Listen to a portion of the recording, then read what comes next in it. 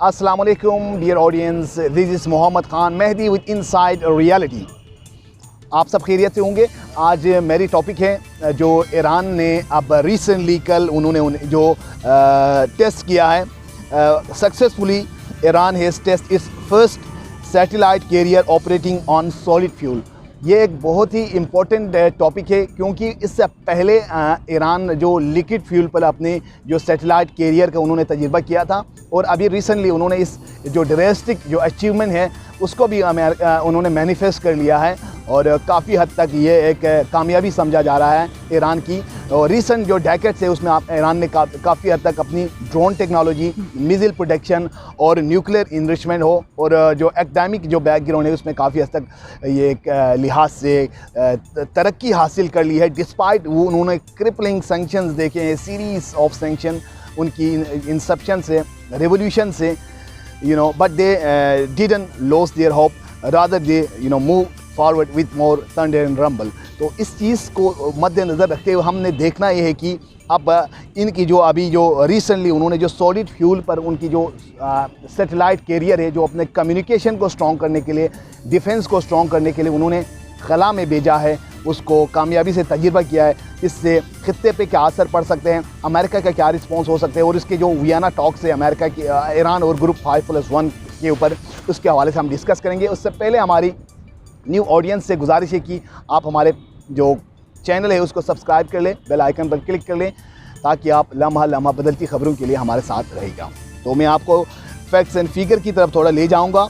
Iran ने इससे पहले अपना सैटेलाइट कैरियर खला में ऑलरेडी भेजे थे, मगर ये अपनी नौइयत का पहला वाक़या है जिसमें उन्होंने सॉलिड फ्यूल, उसमें आते हैं बायोमास, वुड हो गया, कोयल हो गया, उससे उन्होंने इस चीज़ को जो सैटेलाइट कैरियर है उसको उन्होंने टेस्ट किया है। सैटेलाइट कैरियर ऑब्वियसली उसमें कम्युनिकेशन सिस्टम, जो मवासिलाती जो सिस्टम होते हैं, डिफेंस का जो कम्युनिकेशन, टेली कम्युनिकेशन सिस्टम होते हैं, ये तमाम इसमें मुनज़्ज़म तरीके से कारफरमा होते हैं जिससे उन्हें काफ़ी हद तक नॉलेज को गेन करने में, इंटेलिजेंस शेयरिंग में और नई टेक्नोलॉजी को अचीव करने में काफ़ी मददगार साबित हो सकते हैं।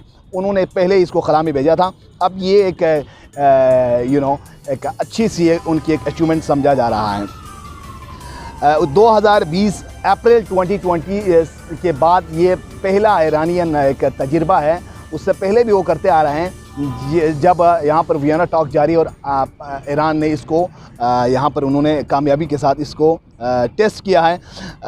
जब ईरान के मेरे पास जो सोर्स है मिस्टर मरांदी से पूछा गया, मिस्टर मरांदी इस Iranian American political analyst, Marandi साहब ईरानियन जो अमेरिकन पॉलिटिकल एनालिस्ट थे, उससे अल जज़ीरा ने सवाल किया कि क्या आपके जो स्पेस प्रोग्राम है ये आपके जो डिफेंस मिलिट्री बैलिस्टिक जो प्रोग्राम है उससे अलग है या आप स्पेस में इन्वेस्टमेंट चाहते हैं, इस हवाले से सवाल करना था। तो मेरांदी साहब का कहना था कि as a part of Iran space programme Iran had been sending satellites into air since long.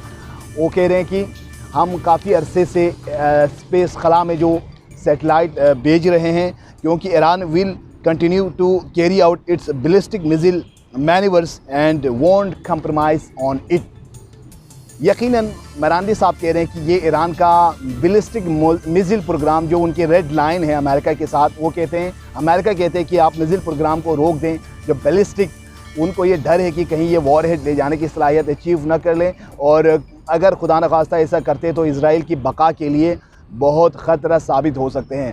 America नहीं चाहते कि इसराइल पर कोई आंच आए क्योंकि अमेरिका की ही पैदावार है इसराइल। अमेरिका और बरतानिया ने सेकेंड वर्ल्ड वॉर के बाद इसराइल को as a settlement, as a immigrants वहाँ पर लाकर पैलेस्टाइन पर, अरब के ज़मीन पर घोंप दी और रफ्ता वक्त गुजरने के साथ वो वहाँ पर सेटल कर पाए और बाद में वो गासिब कुव्वत बनकर उभरे और पैलेस्टानियों को, जो पैलेस्टीन जो लोग हैं, उनको आए दिन वो बम्बार्डमेंट करते हैं, मैसेकर करते हैं और यहाँ तक पहुँच गया कि वो उनको उनकी सेल्फ डिटर्मिनेशन देने से भी कतराते हुए नज़र आते हैं।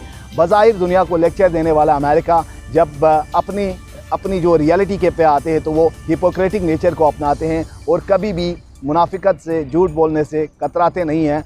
Unfortunately, the Islamic countries and the rest of world are watching like a silent spectator और वो अमेरिका की हाँ में हाँ मिलाते नज़र आता है। जो हमारी ट्रूली इस्लामिक कल्चर है उसको हम फॉलो नहीं करते हैं, रादर मगरिब की ग़ुलामी पे हम खुश नज़र आते हैं। तो इकबाल कहता है, मुझे एक शेर आता है, मगरिब की ग़ुलामी पे रज़ामंद हुए तो, मगरिब की ग़ुलामी पे रज़ामंद हुए तो, मुझको तो गिला तुझसे है यूरोप से नहीं है। तो हमें चाहिए कि हम अपने अक़दार को हाथ से न जाने दें। साइंस और टेक्नोलॉजी आपके ईमान के मुकाबले में कुछ भी नहीं है, मगर वक्त के लिहाज से आपको इन चीज़ों में भी सोफिस्टिकेशन की ज़रूरत है। जब ये दोनों की अमेलगमेशन होगी, obviously no power on the earth can defeat you. Just like we can see the noble example in the era of Holy Prophet sallallahu alaihi wasallam, where the number of the Muslims, the number of the military of the Muslims were not enough, but हम जीत गए कुफ़ार के ऊपर। क्यों? एक ईमानी क़ुव्वत और unity थी मुसलमानों के अंदर, एक पावर थी, एक इत्तेहाद थी। अब ये चीज़ मुसलमानों के अंदर से after the demise of the holy prophet सल्लल्लाहु अलैहि वसल्लम, we rather segregated, we rather divided into sects, races, and we adopted the prejudice approaches। तो इन चीज़ों को ख़त्म करने की ज़रूरत है। तो इस्लामिक कंट्री ईरान को क्यों, बाकी तमाम कंट्रीज़ के पास मिज़ाइल प्रोटेक्शन नहीं है, क्या उनके पास न्यूक्लियर वॉरहेड नहीं है? तो उनको बार बार टीज़ करने का ये मतलब है कि हम बिखरे हुए, और अमेरिका जानते हैं कि हम किसी भी ममालिक को, किसी भी खुसूसन मुस्लिम कंट्रीज़ को हम इराक़, यमन, सोमालिया और दूसरे कंट्री की तरफ पामाल कर सकते हैं, और मुसलमान बोल भी नहीं सकते हैं। अगर हम यकीनन इत्तेहाद से बात कर लें, और आज अगर अमेरिका की आंखों में आंखें डालकर कोई मुल्क लड़ रहा है, certainly if I speak on unbiased ground, it is Iran.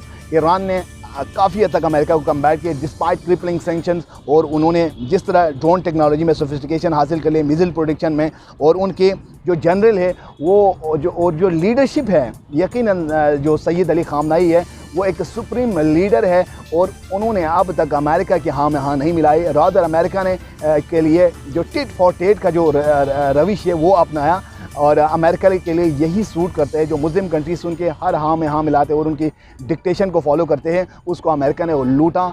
और जिस तरह अरब कंट्रीज़ और सऊदी अरबिया को अगर आप देखें, उन्हें पैलेस्टीन कॉज का कोई फ़िक्र नहीं है, रादर वो मगरिब की तरह अपने मुल्क को ट्रांसफॉर्म करना चाहता है, हज उम्र को सस्पेंड करना चाहता है। रिसेंटली जो शराब खाने, जुए खाने, इन तमाम चीज़ों के वहाँ पर अगर आप देखें तो भरमार नज़र आते हैं। जो मौसीक़ार है, जो एक्ट्रेस है वहाँ पर जाकर डांस कर रहे हैं, वो भी मुक़द्दस मकामात के ऊपर। तो थोड़ी सी ये ज़्यादा अफसरदगी की बात है कि हम अपने अक़दार को बुलाने जा रहे हैं, और मगरिब की जो कल्चर है उसको हम इनवाइट करने जा रहे हैं, और हम हम क्लेम करते हैं we are the guardians of Islam, we are the hub of Islam. ये बिल्कुल बहुत शर्मिंदगी की बात है। आपको पैलेस्टाइन कॉज की फ़िक्र नहीं है, आपको कश्मीर की फ़िक्र नहीं है, आप मोदी को हार पहना रहे हैं, आप इजराइल के मिनिस्टर को, प्राइम मिनिस्टर को वहाँ बुलाकर तमगा दे रहे हैं और उनको अपने असेंबली में ले जा रहे हैं, और दूसरी साइड पर आप ट्रूली इस्लामिक चैम्पियन होने का दावा करते हैं।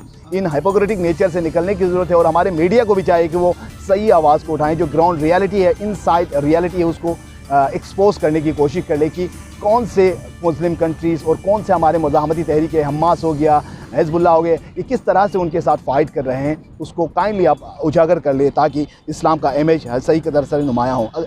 अभी आते हैं हमारे टॉपिक की जानिब। जिस तरह से ईरान ने अभी टेस्ट किया सॉलिड फ्यूल पर अपने जो सेटेलाइट कैरियर है, ये एक तारीख में अपनी मिसाल आप है, जो मिडिल ईस्ट में पांसा पलट सकते हैं ताकत के तवाज़ुन को। अमेरिका अब काफ़ी कतराते हुए नज़र आते हैं। अगर हमला करने के लिए डोनाल्ड ट्रंप के ऊपर जो माइक पोम्पियो था और उसके वेस्टर्न लॉबीज़ था, ज़ायनिस्ट लॉबीज़ ने काफ़ी कोशिश की, और डोनाल्ड ट्रंप ने ये तक भी कह दिया कि हम 35 ईरानियन हिस्टोरिकल साइट पर हमला कर सकते हैं, मगर वो कर नहीं सके। क्यों? क्योंकि उन्हें पता है कि ईरानियन यूनाइटेड है, वो किसी भी वक्त रिस्पॉन्स दे सकते हैं, जिस तरह उन्होंने इराक़ में एनुल असदैन बेस पर अमेरिका पर रॉकेट गिराया। और हमारे अंदर एक कन्फ्यूजन ये कि ईरान के साथ अमेरिका मिला हुआ है, इस तरह से एक कंसेप्ट और क्रिएट किया जाता है कि, और एक मुस्लिम को आपस में डिवाइड करने के लिए जो हमास की को सपोर्ट करते, पैलेस्टाइन कॉज को सपोर्ट करते हैं। आप ऐसी हिपोक्रेटिक नेचर जो मीडिया है, जो सो कॉल, उसको भी चाहे उसको छोड़ें और एक रियलिटी की तरफ आ जाएं, और जो अच्छे कॉज के लिए लड़ रहे हैं, कश्मीर इशू के बारे में जो बोल रहे हैं, उनको यकीनन हमारा फरीज़ा बनता है कि इसको हम प्रोमोट करें और इसके बारे में हम बोलें। जो ईरानियन कमांडर था इस्लामिक रिवॉल्यूशन गार्ड कोर्प्स का, एरोस्पेस का जो कमांडर था, उनका कहना था the country has mastered the technology of satellite carriers and tested the first such carrier using solid fuel. Solid fuel के ऊपर उनको थोड़ा सा सस्ता भी पड़ते, चीपेस्ट सोर्स भी है और इसके तहत वो अपनी डिफेंस सिस्टम को भी काफ़ी स्ट्रॉन्ग कर सकते हैं। और जिस तरह से वो आगे बढ़ रहे हैं, यकीनन रशिया के साथ ईरान की कोलैबोरेशन है, चाइना के साथ जो एमर्जिंग पावर्स इसके साथ कोलैबोरेशन बनता आ रहा है, जो आइसोलेशनिस्ट अप्रोच अपनाया है अब अमेरिका और इजराइल ने, यकीनन उनकी नींदें अब आराम हो गई है। अब ब्रिगेडियर जनरल आमिर अली हाजीजाद कहते हैं कि एक पब्लिक गैदरिंग में कौम में From on now, Iran will be able to launch great number of satellite using low cost engine. पहले उनको एक्सपेंसिव चीज़ें, एक्सपेंसिव इंजन, एक्सपेंसिव फ्यूल की ज़रूरत होती थी, अभी वो लो कॉस्ट पे भी इन चीज़ों को प्रमोट कर सकते हैं, सेटेलाइट खला में डाल सकते हैं, वहाँ पर मिज़िल टेस्ट, बैलिस्टिक टेस्ट कर सकते हैं। इसके साथ साथ वो अपने जो न्यूक्लियर वॉर हेड ले जाने की सलाहियत है जो मिज़िल्स और रॉकेट्स में, उसको भी बढ़ोतरी दे सकते हैं।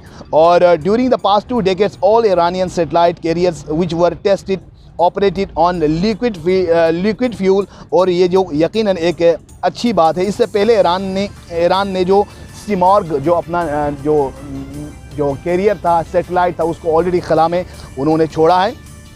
उन्होंने Simorgh was also sent in attitude of 470 kilometre at the speed of 7350 metre per second के हिसाब से ईरान ने इसको पहले ही सोफिस्टिकेशन हासिल कर लिया है। अब मैं आपको वेस्टर्न मीडिया की बात कर ले तो वेस्टर्न मीडिया परेशान नज़र आते हैं। अब उनकी BBC की रिपोर्ट देखते हैं, इसके अलावा न्यूयॉर्क टाइम्स से वो तमाम इन चीज़ों पर थोड़ी सी अफसरदगी का इजहार करते हैं।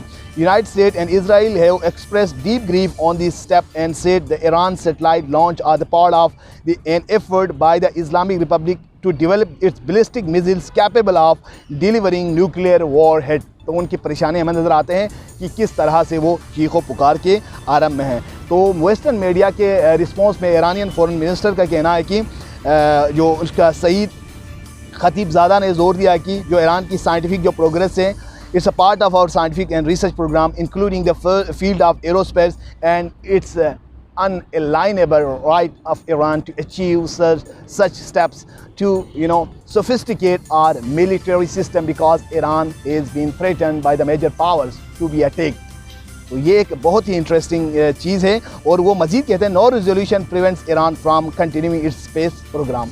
कोई ताकत ईरान को नहीं रोक सकता इसकी एरोस्पेस प्रोग्राम को यानी कर्ब करने का।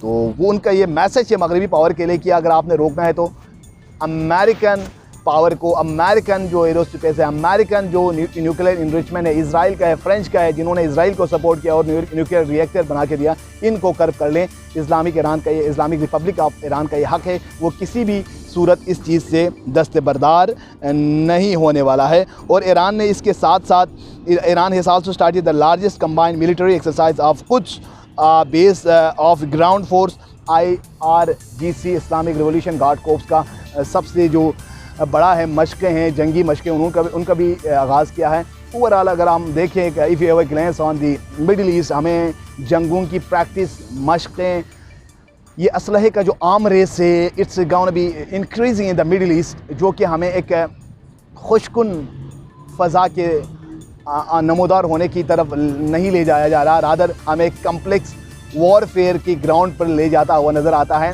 क्योंकि जो हेजेमोनिक पावर से, जो ब्रूटल पावर है, वो अपनी बका की जंग लड़ते हैं, ना कि दुनिया की बका की जंग लड़ते हैं। उनके ऊपर आते हैं तो वो दुनिया पे एटम बम भी गिरा कर हिरोशिमा और नागासाकी को खाक बनाकर वो दिखाते हैं। तो फिर दूसरे दुनिया को लेक्चर देते हैं कि आप एटम बम ना बनाएं, न्यूक्लियर इनरिचमेंट ना करवाएं। जब तक हम चीज़ें ख़ुद पे अमल पैरा नहीं होते, दूसरे अब जो ममालिक है वो काफ़ी होशमंद हो चुके, वो किसी की बात नहीं सुनते हैं। ये कहा जाता है कि charity begins at home. America को चाहिए, being so-called superpower on the earth, they must start charity from their home so that the rest of the world could seek lesson from them. तो इस चीज़ से हमें एक सबक मिलता है कि आप कोवर्जन और पावर की लैंग्वेज को कोई इसको नहीं सुनता, कोई नहीं समझता, रादर रेस्पेक्ट और डिग्निटी की फ़ज़ा को कायम करने की ज़रूरत है। और ख़ित्ता की फ़ज़ा यकीनन अमेरिकन हाथ से निकल चुका है और इसराइल और अमेरिका के लिए एक चैलेंज से कम नहीं है कि किस तरह से डेवलपमेंट चाइना, ईरान, रशिया और इनके अलाइंस यहाँ पर और पाकिस्तान किस तरह से प्रोग्रेस कर रहे हैं, यकीनन एक उनके लिए एक थ्रेटनिंग सिचुएशन है। This was something from my side. हमारी न्यू ऑडियंस से गुजारिश है कि आप हमारे चैनल को जाने से पहले सब्सक्राइब कर लें, बेल आइकन पर क्लिक करें ताकि आप पल पल बदलती खबरों के लिए हमारे साथ रहिए और आपका बहुत शुक्रिया। थैंक यू, टेक केयर, अल्लाह हाफ़िज़।